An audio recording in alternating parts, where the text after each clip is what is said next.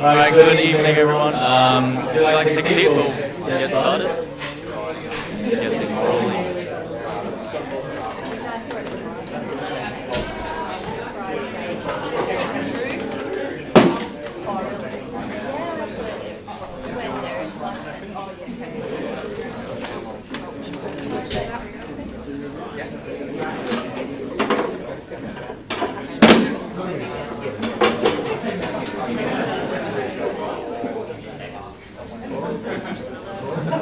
Alright, if you don't have enough seats, I think there's a room on the side over here. Or at the front. Anyway, thank you for coming tonight. Dinner was great, by the way. Thank you to Peter and Nick. What's the first record? Give me a round of applause. Thank you, so my name's Eric. I work here at CMS. If you haven't met me, if you're part of the gym Facebook group, I want to send you all the emails.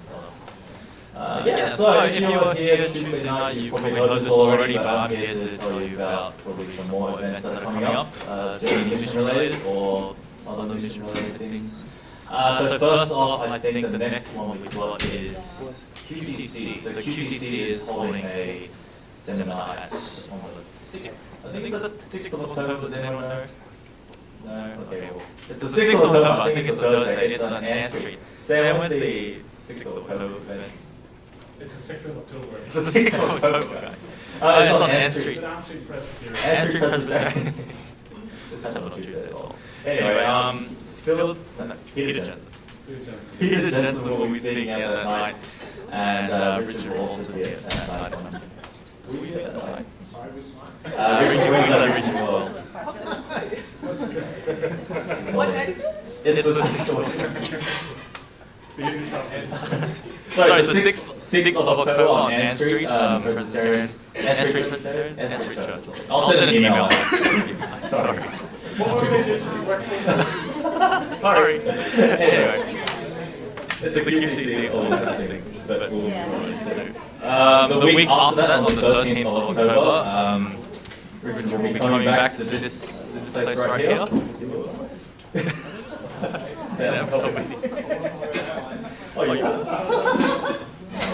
Anyway, Richard will be coming back on the 13th of October, Thursday night, speaking again about Islam. It's called Seminar on Islam Part 1. And the week after that, the Thursday the 20th, will be speaking Seminar on Islam Part 2, I believe. I'll see you there. Anyway, lastly we also... Oh, sorry. Anyway, lastly we have CMS Summer School coming up on the 6th of January. So if you've come to summer school before, I think you guys know how great it is. I haven't been personally, but that's what I've been told to say. It's great. registrations will be open, I think, next week, and we've got a website up, which I'll also spam you guys with and email you guys with. Anyway, I'd like to introduce Sam up to say things he knows about. Thanks, Sam. Okay, Richard, do you want to come up and say hello to people? Do you need to get people a bit closer, do you want? Are people a bit far away, or? Guys, you just hop a little bit closer. You're a bit far away, come on. Hop. Just get a chair and hop.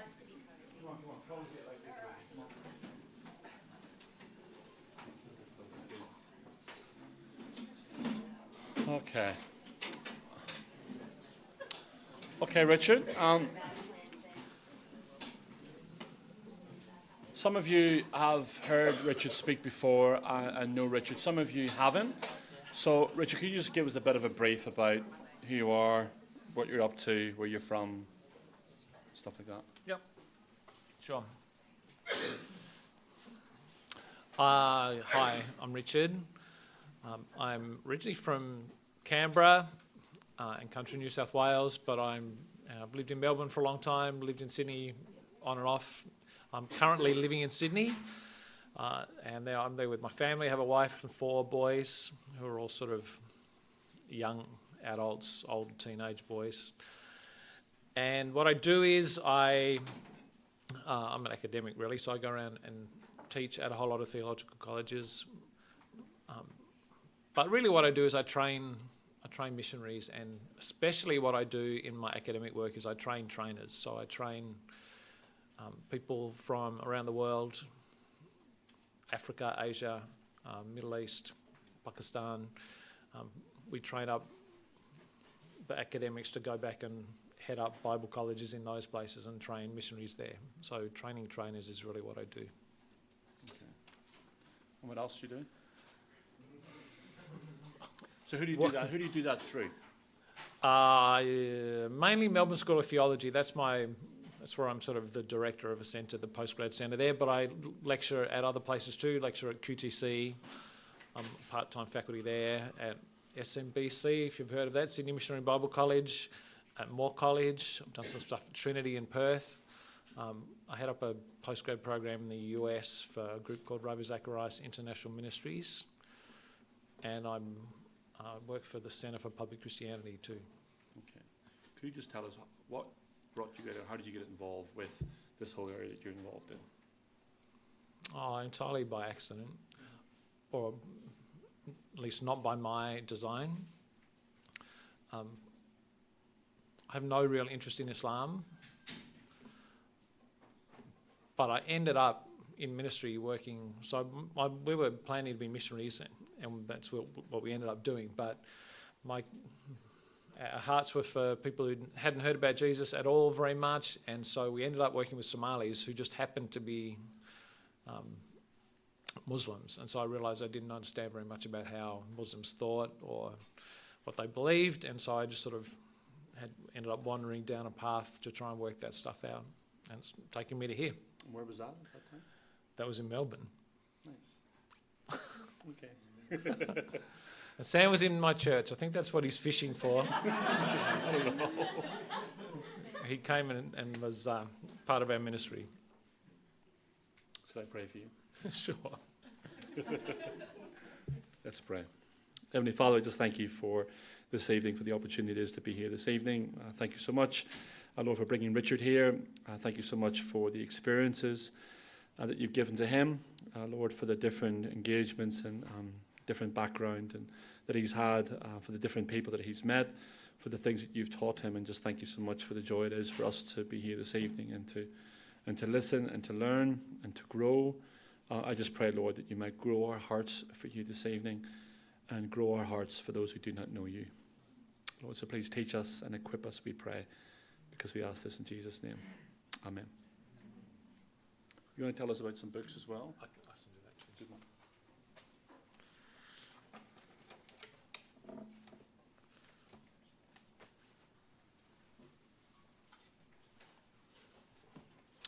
Very good to be here again. It's maybe been a year since I've done a Journey of Mission thing. I wasn't entirely aware that I'll be doing another couple in the very near future, but we'll work with that. Start with one. I won't all be offended if you don't come back. I've been asked to recommend some books. I'll give you one that is not about a must read, but if you were going to only pick one, this would be the one to pick. Even though there's only 2 copies, you're going to have to rush in. And it's called A Wind in the House of Islam. Has anyone here read this book? Okay, a few of us. David Garrison, he's just sort of gone around the world and investigated how God is at work in Muslim communities, Muslim countries, and documented everywhere where there's been significant movements of the Spirit where you see Muslims coming to Christ. And this is the book that tells the stories of that happening. Other books over there, including some that are like here that are mine, they might help you understand things, and that's good. It's good to understand things. But at the end of the day, we're not really here to just learn stuff.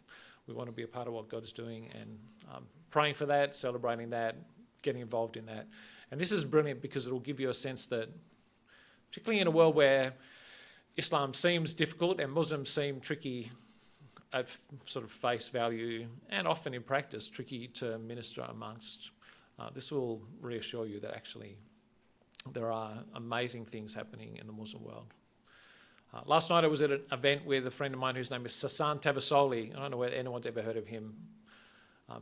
He's Persian. He was from a Muslim background, so he's Iranian, became a Christian, and is now a pastor. He's on satellite TV. He's sort of like the Persian Billy Graham.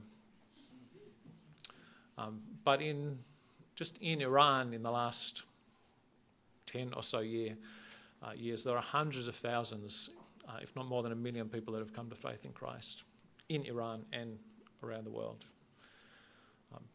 And that's pretty cool because Iran is probably the most Muslim country in the world, at least in terms of the stuff I'm going to talk about tonight, in terms of an enforced Islam, a place where where the Sharia is formally part of the government.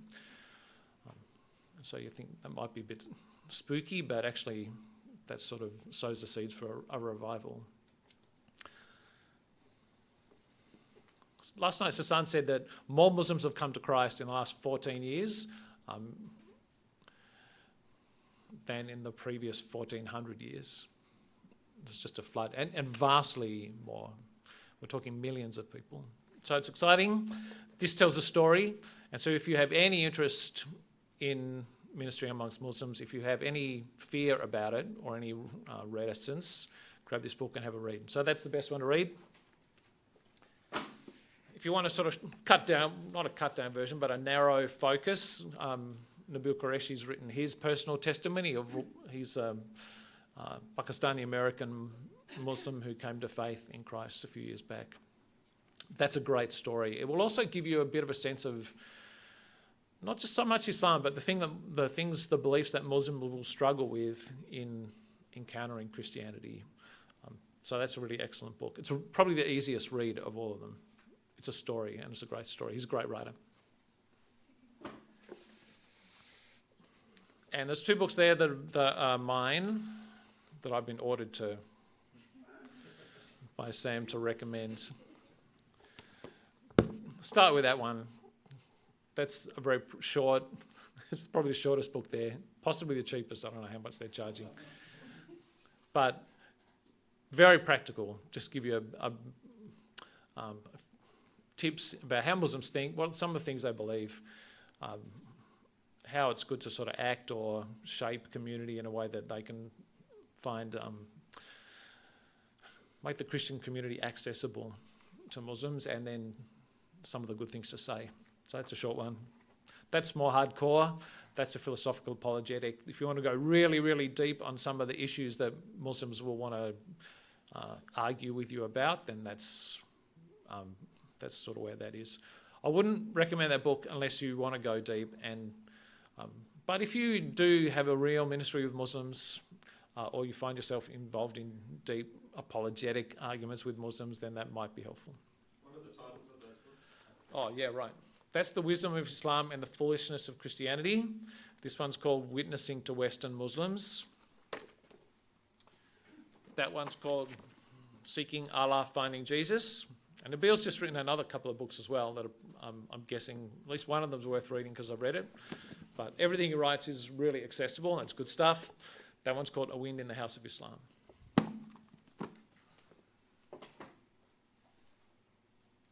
Okay. I'm not really a marketer. Right, let's move on to what I want to talk about tonight.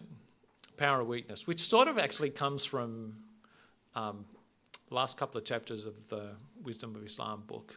So if you don't quite get what I'm saying tonight, or if you want to get a bit of the background stuff, and particularly some of the what some of the Muslim thinkers say about it, then you can grab that book.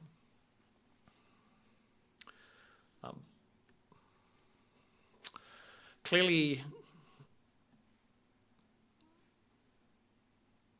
radical Islam, and I don't think these terms work very well. I'm going to hopefully today explain a bit more about what terms might work a bit better, or at least a better way of thinking about it.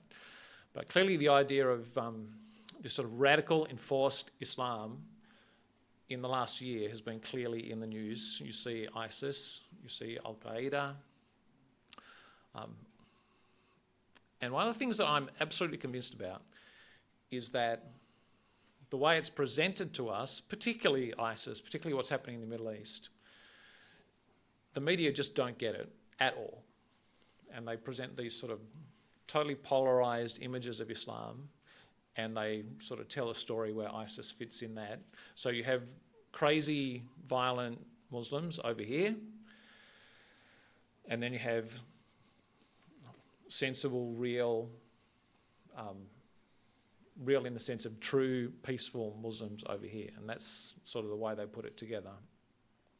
Unless it's convenient to say that Islam is really evil because you want to just set up an argument to make it, to sell papers or whatever. But generally that's what it is. Someone like ISIS, they're just all thugs and crazy people. And then you've got all these nice, normal, peaceful Muslims. And sort of nothing very much in the middle. But I'm convinced that as Christians, we are uniquely placed, and increasingly as the media becomes more and more secular and has really little theological understanding or imagination, they're just not getting anything about what's happening really in the Middle East. And Christians are uniquely placed because we can get it and we can uniquely speak to it and engage with it. And that's really what tonight is about. I want to give you a theological framework for understanding how radical Islam operates, why Muslims are buying into it, and just one little indication as we sort of move into it. The media says they're the crazy people. Well, actually, somewhere between 15 and 25% of Muslims around the world support at least the goals of ISIS. They might not be happy with the way that they're going about it, but up to a quarter of Muslims have sympathy for what they're trying to do. That's pretty significant. That's pretty large numbers. And you can understand it. Hopefully by the end of tonight you'll understand it. Here's an example of why ISIS is not just about crazy people. And by the way, tonight's not just about ISIS. In a sense, I'm just going to use ISIS as a sort of a current day case study for how Muslims think about the role of religion in the world and the role of religion in politics especially. A lot of people can remember this guy. This was last year. He's a Perth doctor who went over and joined ISIS. And like with 9/11, the fact that a lot of people involved in that were tertiary educated, and this is one of the things that doesn't quite fit with the narrative of the press that it's all these crazy people. If that's true, then why are there so many tertiary educated, wealthy people getting involved if they're just disaffected, violent people who are struggling in life here, so they go over and join the fight because it's fun. Here's a great example. Adelaide University graduate who was absolutely theologically motivated to go over to the Middle East and join ISIS. The last paragraph, I don't know if you can read it from the back there, but I'll read a bit of it out. I certainly can't read on this. He was saying, look, I'm not a crazy person and I haven't been brainwashed. I made a very well-educated, calculated decision to come here. It didn't involve any brainwashing. Come here as there are locals suffering from normal medical conditions despite being surrounded by war with an overt lack of qualified medical care. Is it not my humanitarian duty to help these children also, or only kids with white skin and blue passports? I have no input or responsibility over the political or military actions of the state. If they are correct, I wish them progression. If they are not, that's between them and God. I finally returned home. Now, the last sentence is really important. The early stuff's important too. In his head, he's not a crazy, violent person. He's someone who is fighting for justice, who's motivated by compassion, who's trying to establish a state, a nation, where people are cared for, where there's medical care for people, and medical care in a situation where he thinks people are either being ignored because they're not white or not privileged, or because they're poor. And he doesn't actually say that the military actions of the state are not correct. Basically he's saying that this is between them and God. We're trying to create a theologically driven country here. That's what we're trying to do. And maybe they're getting it right, maybe they're not getting it right all the time. But that's actually what we're trying to do. And I've finally returned home. Like what I'm trying to create a Muslim. He didn't use it, but I'll use the word utopia.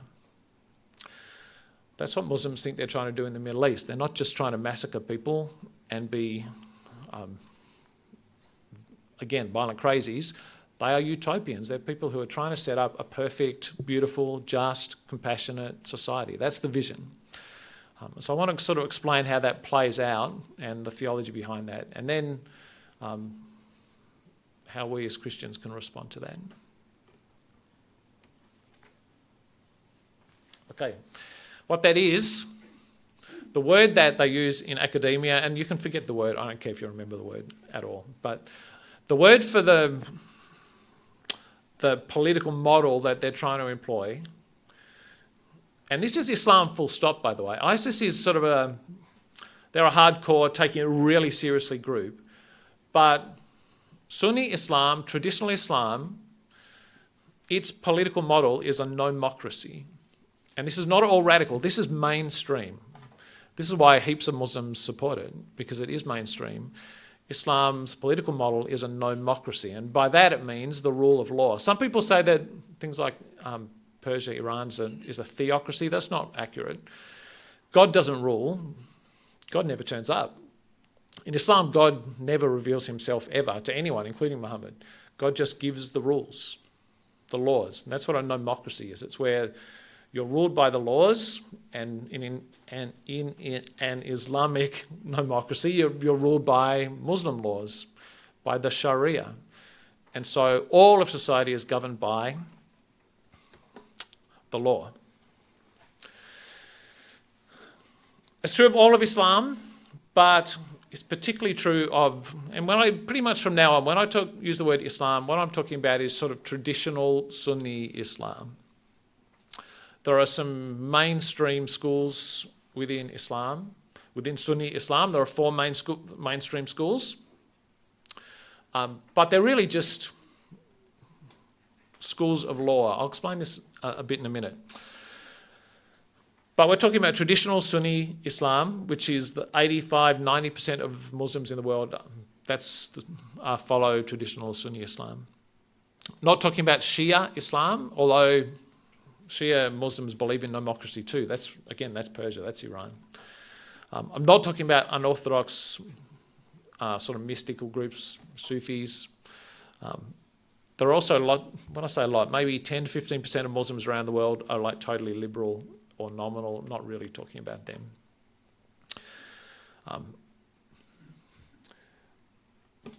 This is also Islam as it's described by Muslims. And here's another thing that I try and say every time. Don't listen to me about Islam, except tonight. If you want to understand Islam, talk to a Muslim, go to a Muslim website, read a Muslim book, understand Islam on its own terms. Don't sort of come at it and try and sort of fit it in your Christian grid. Even me using these terms, liberal Islam, the categories don't fit. The categories that we talk about, conservative or evangelical or liberal, the categories don't fit very well. You need to get inside the Muslim worldview to get it properly. But as we go along tonight, I'm going to try and back up what I say, not with Christians talking about it, but by Muslim books. I'm not going to be quoting Christian books. I'm going to quote Muslim writers and Muslim thinkers. The other thing that's really important is that even though most Muslims are Sunni and most of them are traditional, the vast majority don't know very much theology. Most of their theological education finishes when they're about 11. They go to Friday school when they're in primary school. After that, they don't tend to learn very much. So if you happen to know Muslims, they may or may not know what I'm about to say, or at least understand very much about it.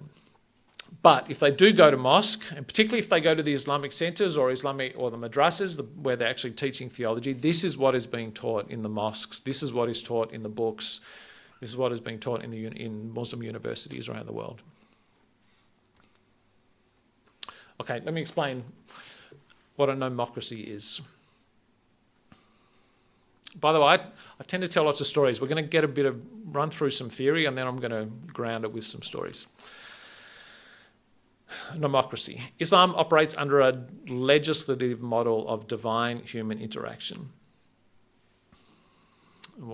That's sort of just a long way of saying what I said before. The way God interacts with humans in Islam is he gives them the rules, gives them legislation, and then the job of a human is to keep the rules. Literally in Islam, you're a slave. A Muslim is one who is a slave of God and just does what they're told. That's why the different schools of thought in Islam, they're just different schools of jurisprudence, if people know what that word means. Different legal schools. So these are the main Sunni schools, the Hanafi, the Hanbali, the Shafi. They're just different schools of thought. Some are more strict, some are less strict. In the same way that you go to court, you might have one judge that's really strict. There might be a spirit of the law judge who's not quite so strict. And then there might be a really lenient judge who's really generous and is sort of on your side against the law. It's a bit like that in Islam. You have these different schools of thought. Some are really strict, then they get less strict. But it's still about a judge and the law, because that's how God interacts with you. He just gives you the law, and all you need to decide in Islam is which law applies here, or am I properly keeping the rules in this situation? So people talk about Wahhabi. People know about Wahhabi Islam. That's the sort of Islam in Saudi Arabia. It's the school of thought that governs Al-Qaeda and ISIS. Wahhabism is just another school of thought within one of these main ones. It's just the strictest. It's a really strict judge. But it's all the same laws. All the different schools are wrestling with the same issues. It's just some of them are a bit more strict in how they interpret them. As I've been saying, fundamentally then, Islam is about you being ruled by laws, but not just you, because they're God's laws, they're for everyone. So you rule your life by the laws, you rule your family by the laws, your community, your government. You rule the army by God's laws. You rule the police by God's laws. You rule the law courts in any country by God's laws, because God's laws are good. And remember, the vision is utopian, because they think this is fantastic. They think that if God's laws are good, and this is good logic, by the way, if God's laws are good, then if you impose them on people, then that will create good, will create a just society. Here are some of the implications. Actually, I'm not sure whether I say this later, but I'll say it now. You believe that too, by the way. I'm guessing every single person in this room believes, not that Islam should be imposed. But you believe that laws should be imposed for the good of people, whether they like it or not. They should be enforced on people. So I'm guessing that every single person in this room is very happy that Australia has a law that says don't murder. And you are more than happy that if someone comes into your house to murder your husband, wife, brother, sister, child, you are more than happy for the police to come in and to enforce the law, don't murder, and to use whatever force is necessary to make that happen, including lethal force. You'd be happy for the police to kill that person in the line of duty for the sake of making a peaceful Australia where people don't murder each other. Because deep down, or even not very deep down, we believe that enforcing good laws is good for society. That's just Islam. The difference, I think, between me, at least, and a Muslim is that I'm not 100% convinced that, not even slightly convinced that the laws of Islam are good or that they can create a just society. But that's the mindset of Islam. They're not crazy people. So ISIS, they're not crazies. They are just strict people who want the law to be ruthlessly enforced. That's because that's going to be how you create a utopia. So here are some of the implications. These are theological implications. One of the things is, because Islam is all about the law primarily, it means that it's inherently and centrally a political faith. Islam doesn't separate out state from religion. It's all just laws for the state as well. Islam is happy to use coercion. What do you do with laws? There's the answer. What do you do with the law? You enforce them. You don't suggest them. You don't you might try and persuade people that it's a good idea, but ultimately, who cares whether they agree with it or not? You're just going to enforce it. Persuasion's nice, but it's not essential. You enforce laws. And in Islam, you'll use all the tools that are at the disposal in Australia, like in the tools of the state to enforce laws.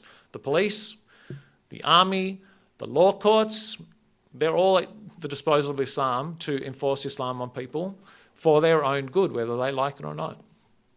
That's the model. That's the theological, political model.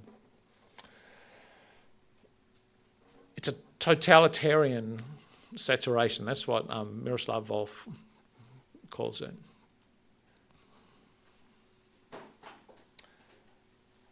The last little comment, it is normative. What I mean by that is traditional, true Islam. The fact that it's never really been, or very, very rarely has it been implemented around the world. And even today, there are almost...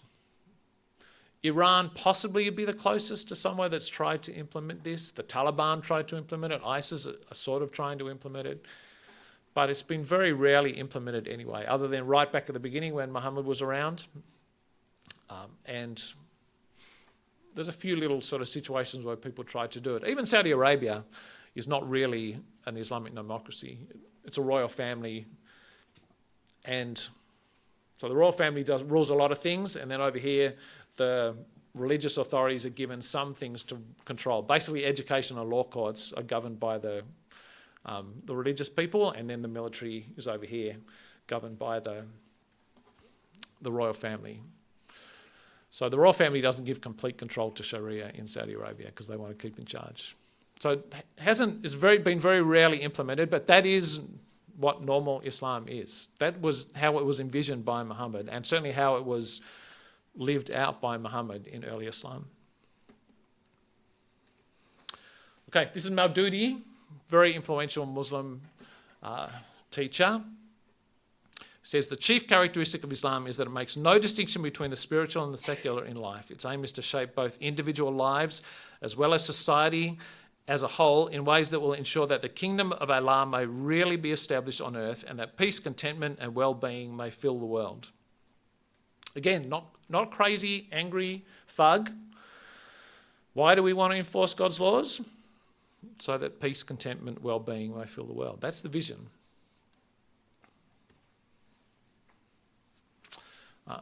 this guy's not even a Sunni. This is Sayyid Hussain Nasr. He's a Persian. He's a Shia. And he's a moderate, absolutely very moderate guy. And he says, technically speaking, the Islamic ideal is that of a nomocracy. That is the rule of divine law. And it's true that all power, including political power, belongs ultimately to God. In the case of Islam, the rule of God is associated with that of the Sharia. That's just what I've been saying.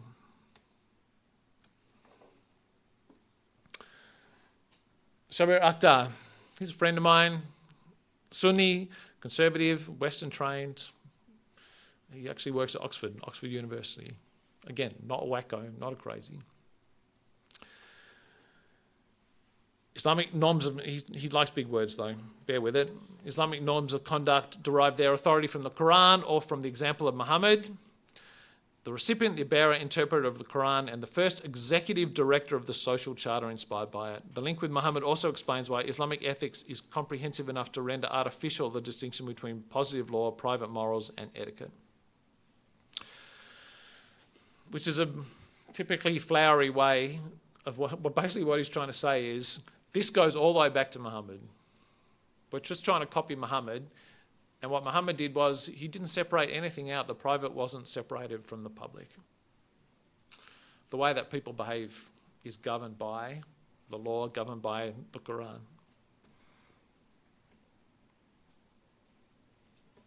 And again, it's our moral duty to legitimise the employment of power by qualifying force. He says qualifying because he wants to be nice. So he wants to say you need to be restrained in the use of the force. Or putting it better, and we want to say this about the police again too. We don't want police who are crazy. We want police who are only use violence when necessary or when it's legitimate. But making it authoritative, rational, constrained and discriminating, limited in scope and accountable to an electorate, part of the religious arsenal. So he's trying to argue how an Islamic democracy can fit within democracy, and maybe it can, maybe it can't. I don't want to get into that. But again, this is an example of like a not super strict guy. Someone who's saying, yeah, we want this is the ideal, but we don't want to do it like those ISIS guys are doing it because they are not at all rational or constrained, or at least not entirely rational, constrained and discriminating. They're just sort of crude, and they're bumbling, and they're overbearing, and they've just gone a bit too far. But the ideal, this is the same thing like I was saying before, the ideal is there. It's the same thing, they're just going a bit too far.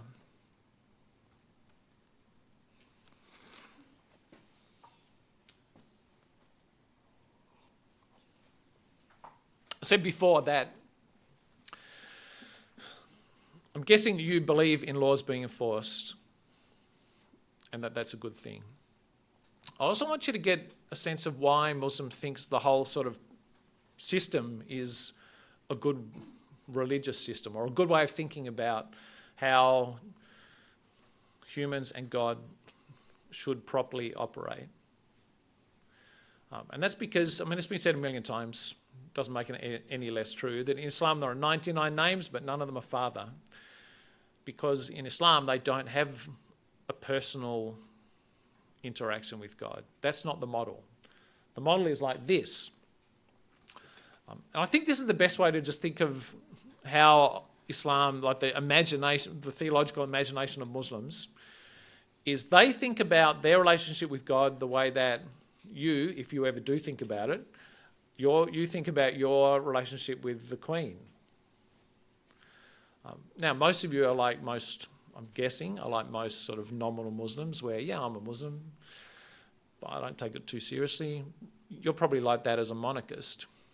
All right, technically we have a queen, but whatever. But let's say you did want to be a good monarchist. Well, not even a monarchist, just a good subject. But that's what you are. Like if there is a queen, what are you? You're a subject. Right, now what does it take to, you can do some work here, what does it take to be a good subject? What do you need to do to be a good subject of the Queen? Sorry? Right, but what does that look like? How do you be loyal? Submissive to what? Right, so she gives us some rules and you're supposed to do what you're told. Well, how else? What else does it look like? Yeah, that's part of the law. Apart from the law, what else does it look like to be a good subject? Right, so how does that play out? What does it mean to be honourable? Right, you can do things like that. When I was at primary school, we had to sing God Save the Queen. Do you think the Queen cares whether you sing that with enthusiasm or not? Is she just happy that you're singing it? Does she care? Would she like you to be enthusiastic about it? Probably. She'd probably prefer that you are happy singing it. She won't know, right? Most of the time she won't know. But it's the doing of it that's the thing. You're supposed to do it because that is honouring, whether or not you're entirely heartfelt about it. How many people here have met the Queen?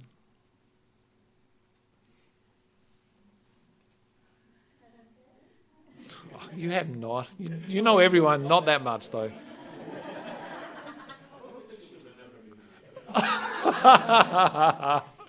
So you actually have met the Queen? All right. So one person in the room's met the Queen, but the Queen doesn't remember him. How long was the conversation?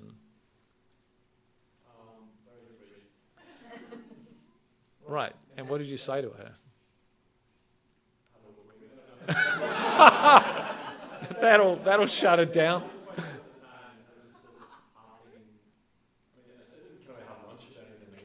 No, clearly. Right, but that's pretty much all anyone will expect to go have with the Queen. No, it absolutely makes my point. But presumably it was on the Queen's terms as well. I'm guessing you didn't, it wasn't at Buckingham Palace because you knocked on the door and wanted to go in, right? She came to you. And no one here expects to be able to actually go to the Queen and ask her anything. You might write a letter to the Queen. Maybe you did that. We were encouraged to do that when we were little kids at school, write a letter to the Queen. But did you expect the Queen would actually look at the letter? Might have hoped it. And let's imagine you're asking the Queen to do something for you. Hello, Queen, please, my family's in trouble. Please help me. Please help somehow. Give us a car, whatever. Presumably, even if you did that, you wouldn't expect that the Queen would answer that letter or do what you're asking. You might hope for it, you might dream for it. And some people do get that. Some people get to go into the throne room. Some people get to meet the Queen. Some people know the Queen really well. Maybe an ambassador, maybe a general. But the average punter never sees the Queen. They just pick the rules, sing the song hopefully with enthusiasm, and that's about it. That's Islam. That's the model of Islam. God is totally transcendent in Islam. Muslims don't expect to come close to God. They might hope for it. Even when they pray, most of the prayers are like singing the song. They're ritual prayers because you're supposed to do it, and presume God's a bit unlike the Queen in that he does actually know where the heart is. And so ideally you do it with enthusiasm, but you just do it anyway because that's the duty. And you might pray a prayer or a petition, but you wouldn't expect that God would answer that prayer. Maybe he will. You really hope desperately that he will, but there's no expectation. And there's certainly no expectation that you can go to God and that there'd be any personal relationship, any relationship where he would remember your name and remember meeting you. So that's the Muslim model. And it sort of makes sense, like this, that could work. Maybe that's the way. And in the Muslim mindset, not only is it maybe that's how it is with us and God, but that's the sensible way. Clearly it's like that. They would say that's the most normal way to think about how gods and humans operate, not the ridiculous idea that you can go and sit on God's lap and say, hey, I'm a daughter, I'm a son of the King, of the Lord of the universe, so I can walk into the throne room. That's a promise of the gospel, that we can walk into the throne room and sit on God's knee and be one of the kids. And for a Muslim, that's ridiculous and blasphemous and presumptuous and unethical. It's like him being rude, hello Queen. Why was that funny? Because no, you don't do that. You don't say hello Queen. That's how Muslims think about it. And Of course, the Queen has the army and the police at her disposal. We've already talked about how that's sensible. It's actually a sensible model. It makes sense. Very quickly, because I want to have some good time to have some questions. That is absolutely how Islamic State think of what they're doing.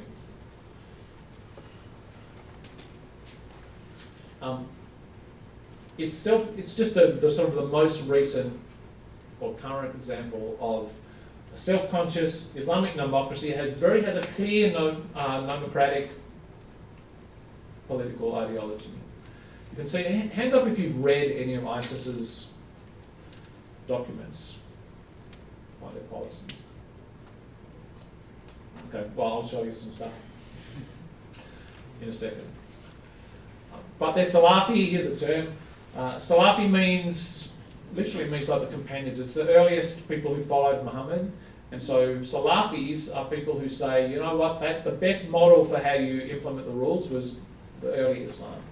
The companions, Muhammad and his companions. They give you the best model, so copy them. They're also jihadi, so a jihadi will say, well, the military can be involved in implementing it, even offensively potentially. Usually defensively, but offensively if required. And I've said here that the theology, if you like, of ISIS is legitimate. By that I don't necessarily mean it's the most accurate Islam. They of course will say that it is, but Muslims may or may not agree. But I just think they can actually build a good case that what they're doing is Islamic and is what Muhammad did. In fact, I think you can make a good case that they're probably Muhammad might have been a bit more restrained, but everything you see ISIS doing, you see in the example of Muhammad. Every single thing. If you do want to go a bit deeper on this is a brilliant article. I won't read it out, but look it up. It's called In the Atlantic. It's What ISIS Really Wants. I think this is the best article I've read that gives you a bit of an outline of the theological agenda and aims of ISIS. But really it's talking about Baghdadi. Baghdadi is the guy who was really the most influential leader. They had a few different leaders, but Baghdadi was the key one. And he has a PhD in Islamic studies. Again, he's not a crazy thug. He's someone who is absolutely theologically driven, and he knows his Muslim theology really well.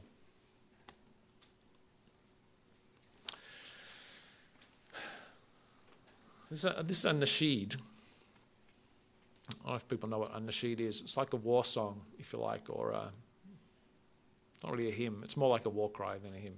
But it's a song, and they would sing these songs going into battle. And I hear good at reading, like poetry and stuff, because I'm a bit sick of my own voice. Somebody else can read this out for us. Put a bit of feeling into it, a bit of poetry into it. Come on, don't be shy. Okay, I read it. They said it was a promise. Wait a second, just as hold her there. As she reads, I want you to see the theology, get a feel for what the message is. Like the self-conception that the Muslims, the ISIS has in what they're trying to achieve. Good. Thanks. They said it was a promise. We are the League of the Lion, and our march left them in defeat, withdrawing forever. Then they made their call. It had already been finished. Indeed, it had been ordained. For our response rendered them not only stunned, but also defeated. Indeed, we are the soldiers who burn disgrace with fire. Your fraudulence has truly vanished in the winds of victory. We will demolish your throne. We will destroy your dominion. So depart forever. Indeed, we see an abode for malice. League of evil, depart forever. Hear the resolve from me. Head to your abode forever. We are the knights of the day. Depart without returning from endurance of the veil. Drink a cup of humiliation and take all the lowly ones. Good job.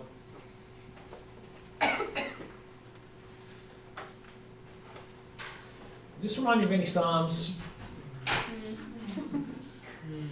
Sure, there's battle psalms that are like this. Take the babies and smash them on the rocks. It's not literal necessarily, but it's poetic and it's a battle cry, and it's really self-righteous. What are they trying to destroy by fire? Disgrace. What do I mean by that? They're trying to purify it. They see what they're doing as purifying sin, getting disgraceful behaviour, disgraceful people, dirty, unclean, halal, haram, people who don't want to submit to the law. They're dirty. They're not just disobedient.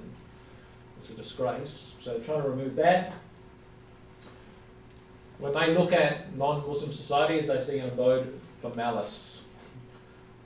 But they see that it's a traitor or traitorous against God. It's destructive.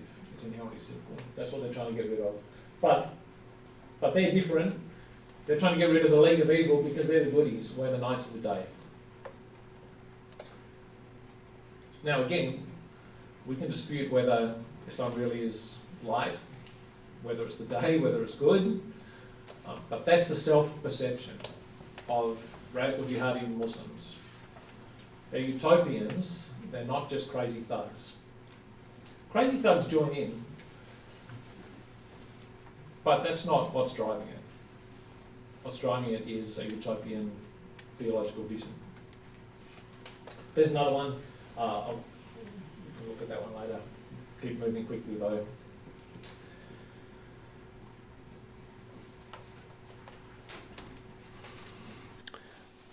I want to talk about power. I haven't mentioned the word power much, but this is I want to talk about power and weakness, because the sort of upshot of all this, implications, is that Islam really embraces power and thinks that power is a good thing. That's force. I've used the word enforce, but Islam is a power religion. It wants to be in power. It wants to use whatever powers it has, and we're talking top-down power. We're talking enforcing type power, coercive power.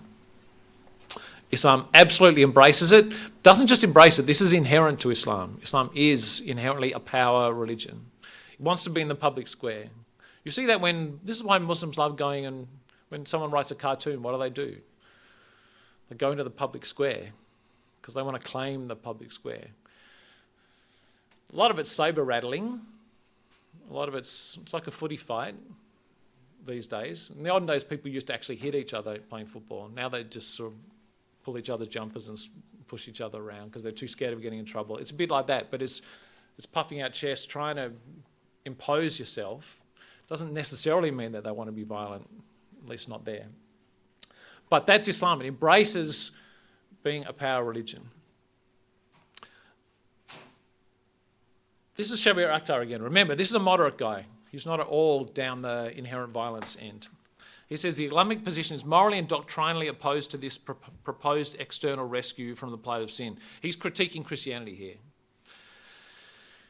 And he's saying humans are not innately deviant or crooked or unsound, although we are easily misled into temptation, and divine education therefore suffices. We need mentors who can guide us out of our heedlessness. For Muslims, since human beings are not inherently corrupt or fallen, every resource or facility is to be harnessed in the service of comprehensive lordship. Muslims feel religiously obliged to establish a just order governed by sacred law.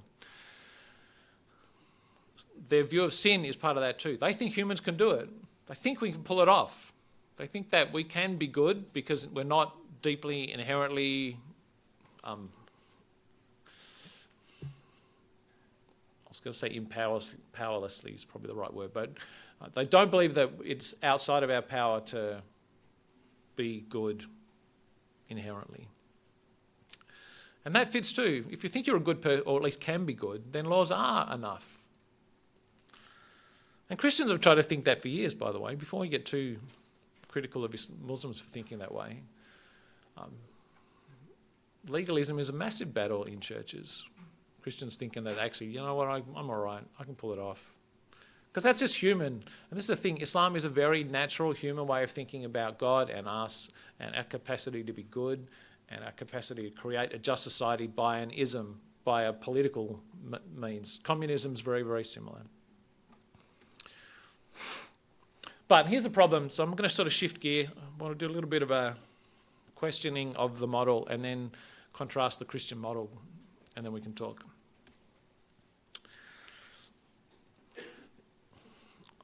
Problem with all this, leaving aside and though you can critique Islam historically, you can critique it theologically, you can critique it ethically, let me give a pragmatic critique, a practical critique, to get this sort of ethics. The question I have for Islam is, if this is true, how come it's never been able to pull it off? Where's the utopia? One of my favourite movies is Mr. Incredible. Hands up if you've seen that movie. Okay, shame on you if you didn't put your hand up. It's in the top 10 movies. It's in my top 10 movies.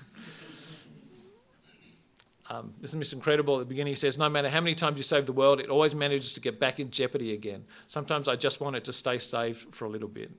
I feel like the maid. I just cleaned up this mess. Can we keep it clean for 10 minutes, please? Because the whole superhero thing is how Muslims think. The appeal of superheroes is that, you know what, if you get a good one who's enforcing things, and if they have the power to enforce it properly, then you'll get rid of baddies ultimately. That's Islam. As long as it's good government and good implementation of laws, then it will fix things up. But like Mr. Incredible says, that's not actually how it works in real life. There is nowhere where a politically enforced ideology of any type, doesn't matter whether it's the Sharia, whether it's communism, capitalism, any ism, there's nowhere where where politics and enforcement of law has created a utopia. And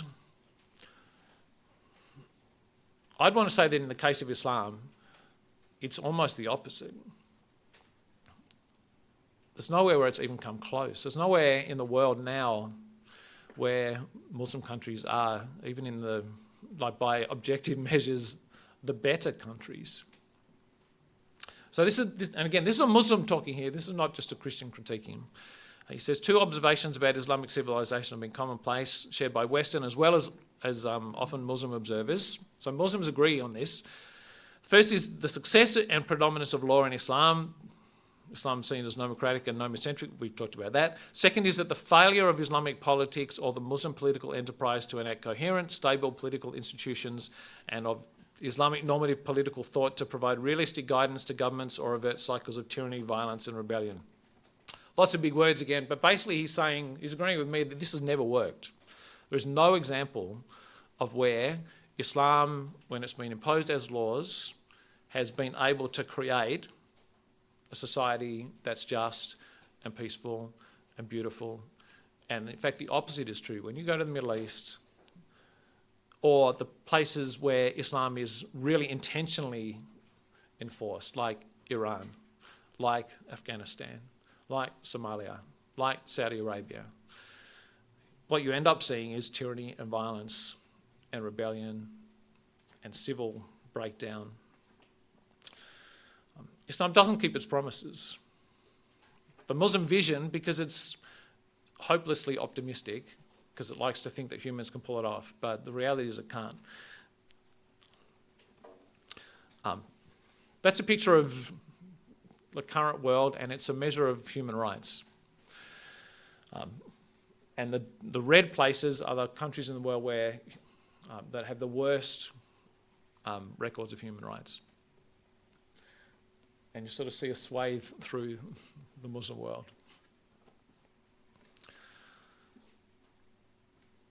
And my only point in showing that is there's just nowhere that Muslims can point to either now or in history where there was this beautiful society that Islam has created. It's never kept its promises at any time.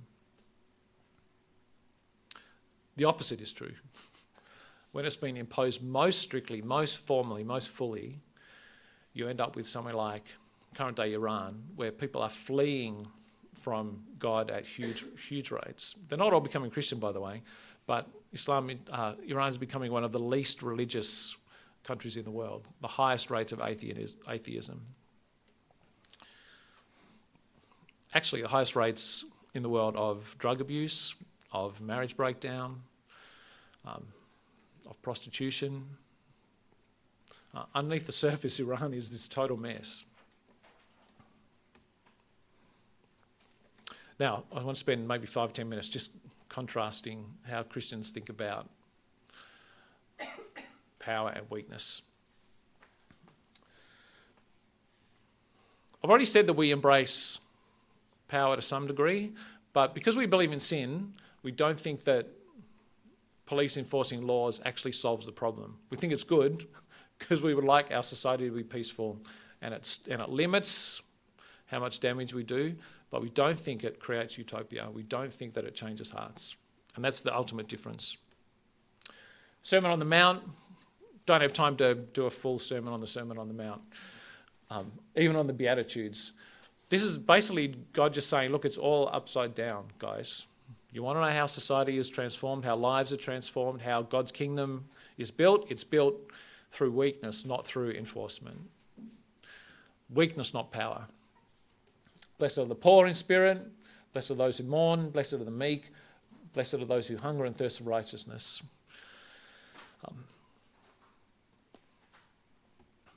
Our model is not a top-down model.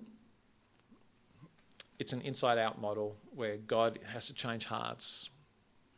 And that's why our political model, and this is not at all a fleshed-out political theology, but as Christians, the way we see our influence on the world is not by enforcing Christian laws on people, it's by being yeast and salt and light, which is by doing things from the inside out.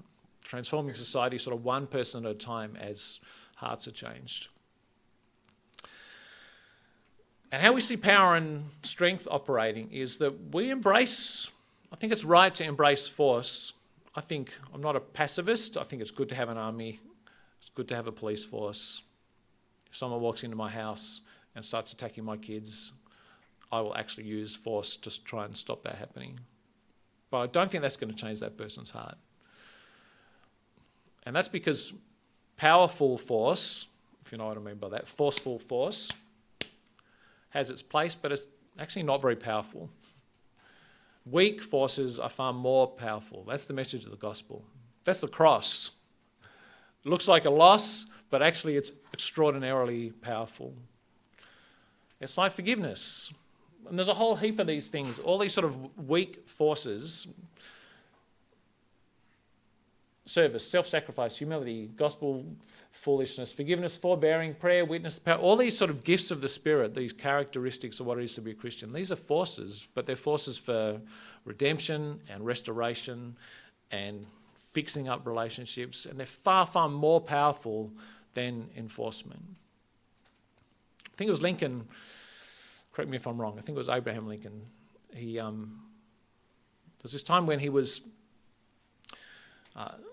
had this political opponent, and during an election, this guy was hammering, said incredibly horrifically horrible things about Lincoln. It was just trying to smirch his reputation and pull him down.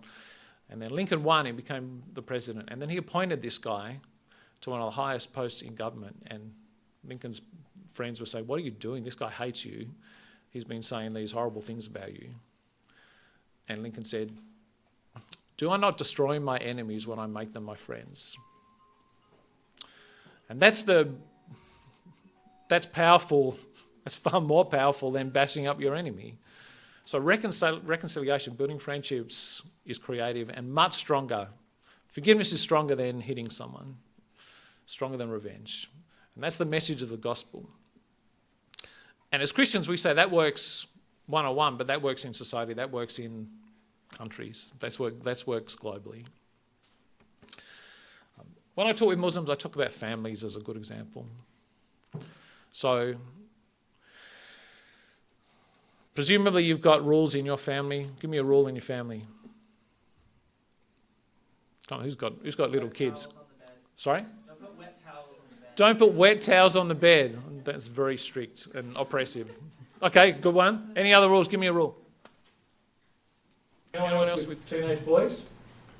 Tidy your room. Tidy your room. Yep. Clean the toilet. Clean the toilet. Good. No shoes on the couch. No shoes on the couch. No shoes in the house. No shoes. Right. Can we get some sort of hard-edged laws to do with some more extreme behaviour? Maybe your families are nicer than mine, you don't need these laws. Have you got any laws around violence in your family? You insult mum and get smoked. Okay, so there you go, bit of force. We have rules in my family. I'm just going to pretend that I'm normal and that you've all just been too ashamed or too shy to say what really happens in your family. But we've got, again, 4 teenage boys. We have rules like clearly no fighting, no punching, no hitting, no retaliate. If they hit you, you go back. Lying is a really big one that we've had to sort out, no lying. We've got laws about jumping off the house, jumping off the roof into the swimming pool, which really makes a difference because the pool's like a few metres away from the house, so you sort of run and jump. Plenty of rules. But the rules aren't what, and all families have rules, all societies have rules, but that isn't what makes you a family. And it isn't what holds the family together. So we can have don't lie is a rule, but we still lie, we still get angry at each other. The thing that holds the family together, the power to make a family, comes from love and forgiveness and service, and it's all those, it's the list. Bearing with a teenager, forbearance, patience, service. That's what holds families together. It's far, far more powerful than the rules. The rules are these sort of fences around the outside if things get really bad, but they're not the heart of what it is. And all we're saying in the gospel is that, and I use this illustration with Muslims and saying, if that's what it's like with a family, then surely that's what it's like. We're created like that for a reason. Surely it's like that with us and God. That those relational forces are far, far more powerful than the enforced forces. And in Islam, they're not there. The words are there, they talk about God as merciful and loving, but there's no experience of that from God in any way in Islam. God doesn't come close. He doesn't build a relationship with you that is built on these sort of dynamics. He just gives you the rules. I'll skip that one. It's a great story. You can buy my book if you want to hear about Matthew. Actually, I'll tell the story because he's a great guy. This guy's name is Matthew Luquia. Has anyone ever heard of this guy?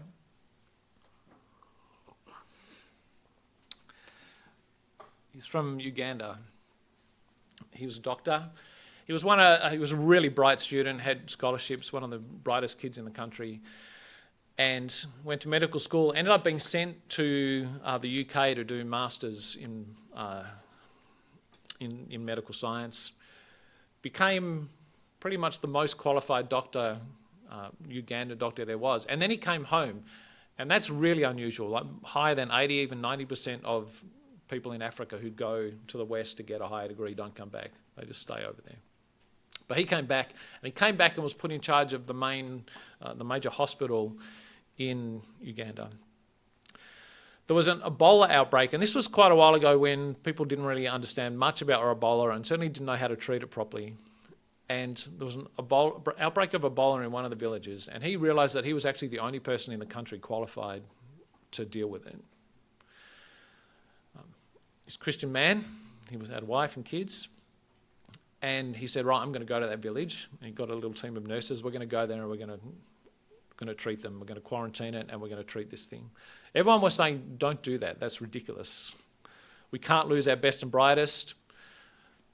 You're too important to do that. But he also knew he was the only person who could. Even though he was the most important, the highest, best educated, nobody else actually had the power to pull it off. Had the skills to pull it off, had the knowledge to pull it off. And so he went there. And they managed to shut it down. They stopped it spreading.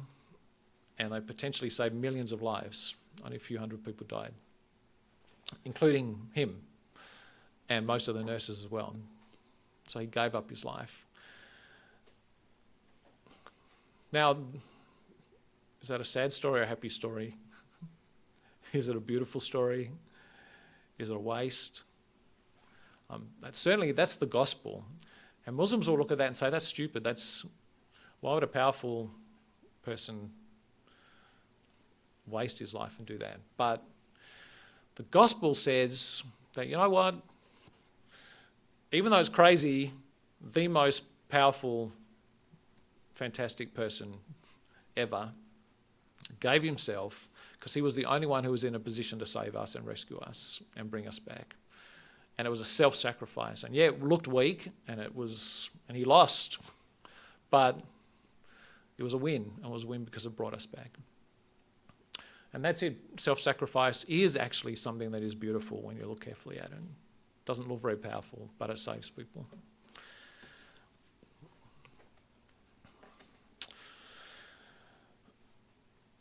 These are Congolese rebels, and some of you might have heard me tell this story. It's one of my favourite stories. A friend of mine is he's now a bishop in Congo, Anglican bishop. But a few years back, he was he was the evangelist for the diocese, and he had a team of young evangelists working for him. My friend's name is Pastor Isasomo. He's now Bishop Isasomo, but he had a young evangelist whose name was Abosa. And this was during the Civil War. There were rebel armies from different groups running around. Christians, civilians were always in grave danger wherever they went. This young guy, Abosa, was just out in the jungle of eastern Congo working and evangelizing. And there was one time where he was walking down this track and they came across him. A small group of rebel soldiers came across him. And they sort of held him up and they said, "Who are you? What are you doing?" And he said, "Well, my name's Abosa, and I'm here with a message, and this is my weapon." And so he got out his Bible, and he said, "This is my weapon. It's a weapon of peace. And they're your weapons. They're weapons of war, but this is a weapon of peace." Same thing. They're powerful. This is weak, but this is my weapon. And they didn't like that very much. So they slit his throat and then cut open his stomach, and they shoved his Bible in his stomach and they left him in the jungle. He was dead, obviously. And they went back and they reported to their rebel leader what had happened. And the rebel leader thought, "You know what, we've crossed a line here. We've gone too far." And so he sent a message to my friend and he said, "I want you to send me another evangelist." Now, he's the hero of this story, this other evangelist. I wish I knew this guy's name. I don't know his name, but he's the hero. And he said, so someone stuck up his hand and said, "Yeah, I'll go." And he went. And these are Congolese rebels. I don't think they're the same group. But he went and he found the base and he went in there, and the rebel leader said to him, "Right, I want you to tell me what the message is. What was this guy that we killed? What was he going to say?" And so then he preached the gospel. And the rebel leader was convicted of his sin, and he converted on the spot. And then he ordered all the rest of his army to lay down their weapons and surrender to the government. And again, that's how upside down power, and particularly the upside down power of the gospel, works. It's when people let go of force and they embrace peace and peacemaking. Blessed are the peacemakers. It's upside down, but that's how peace works. The last thing I want to say, and then we can have some questions or comments, is that that's how Christians in the Middle East are responding to ISIS. I'll just tell you one story that looks pathetic, but is really fantastic. Not sure if anyone here has seen the video that was running around on YouTube. This was in Libya. The guys in orange are Coptic Christians, and I know some of their relatives actually in Sydney, some Copts who told me a bit more of the backstory. But these were Coptic Christians who were lined up on a beach in Libya by ISIS, guys in the black, and they were beheaded one by one. They went along the beach. They filmed it. They used deliberately blunt knives to make it take a long time, and they deliberately went one by one so that it would be scarier and slower. But these guys were singing hymns the whole time, so they didn't give up their faith, and they were not about joyful, but they were certainly bold and faithful till the end. The interesting thing is what happened after that in Egypt. So Copts, these were young Egyptian men. And So the challenge for the Egyptian Christians were, how do we respond to this in a way that is effective, powerful? And God bless them, they chose weak power, not forceful power. So they didn't fight back. But what they did was they produced this. And this is I guess you'd call it a tract. They produced this pamphlet that, the version there is in English, and the other one, the main one, is in Arabic. But the main question they're asking is, which row pleases God the most? And then they go and ask some questions. And they finish with the Bible verse. So there's a bit of a translation down the bottom there. Who fears the other, the row in orange watching paradise open, or the row in black with minds evil and broken? And this became the biggest selling book, document, whatever, in Egypt after it came out. After the Bible. The Bible and this became the biggest selling thing because the Christians had chose to respond not with violence and not even with sort of angry condemnation. They took this as an opportunity to be bold in preaching a gospel of truth, but also like this was a chance for them to actually share a message, the gospel message, with the Muslims. So it wasn't weak at all, it was very powerful. And it, like I said, immediately it spread like wildfire and people turned to Christ. That's weak power. Weak power is more powerful than powerful power. And that's the gospel. And I get that it's tricky. How do you engage with radical Islam? And it's the some appropriateness for government to use force. It's okay to use armies. But as Christians, we just need to remember that the most powerful tools we have are not our armies or our police. The most powerful tools we have is the gospel and our living out that grace in the lives of Muslims one by one, no matter how badly they treat us. We have time for comments, questions. Yes?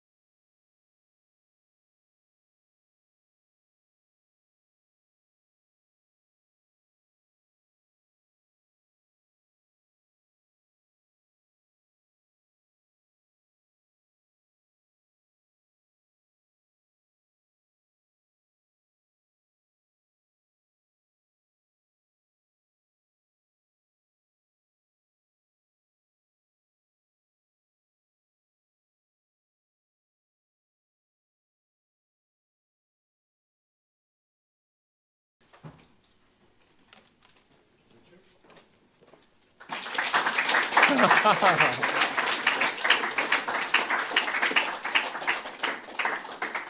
don't have to.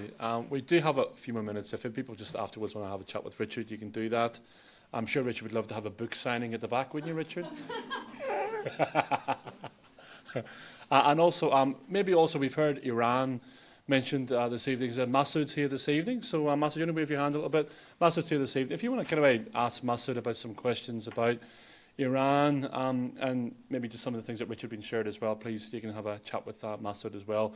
Coffee's there, tea's there, some water's there, some books at the back. Have a chat, and I'll pray for us as we wrap up. Father, just thank you so much for this evening. We thank you so much, Lord, for the different things that you've been teaching us. And Lord, I pray, Lord, that you might, above all, Lord, grow our understanding of Islam, but Lord, also grow our understanding of your love for people from an Islamic background. Father, I pray that you will give us great courage. I pray that you will increase, Lord, the size of our heart, Lord, for people who do not know you. Father, I pray, Lord, that you will give us great confidence in the power of the cross and in the power of weakness, we pray. Father, because we ask these things in Jesus' name. Amen.